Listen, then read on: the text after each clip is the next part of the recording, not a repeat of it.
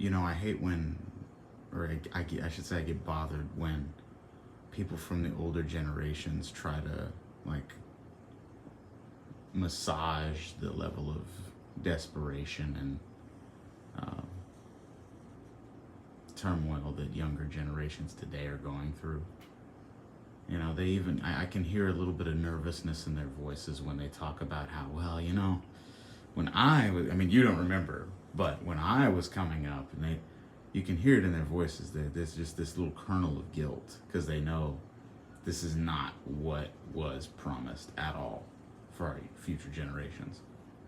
When they start in on that kind of stuff, I'm just like, save it. Because the truth is, you abdicated your responsibility to make sure that we, as Generation Z, Millennials, Gen Alpha as well, would have some quality of life based on our ability to go to school and find some kind of white collar job post graduation.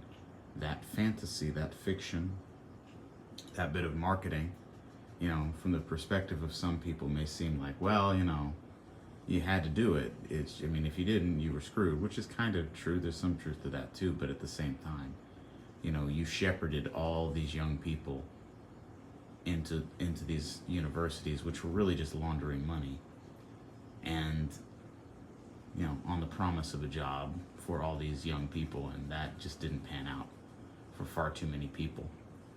And there will be some sort of consequence for that politically in the future.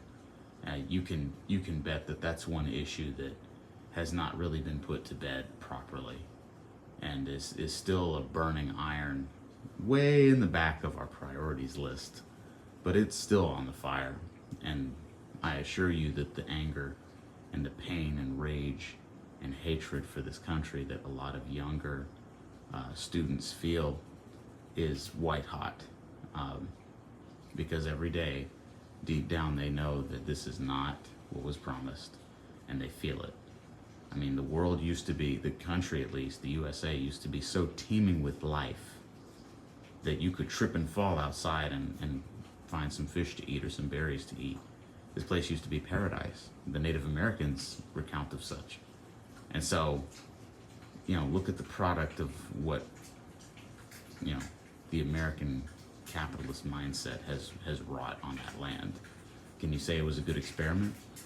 Because I can tell you a lot of the people living here today are not satisfied with that answer and won't be for some time. You can expect the damage to be lasting.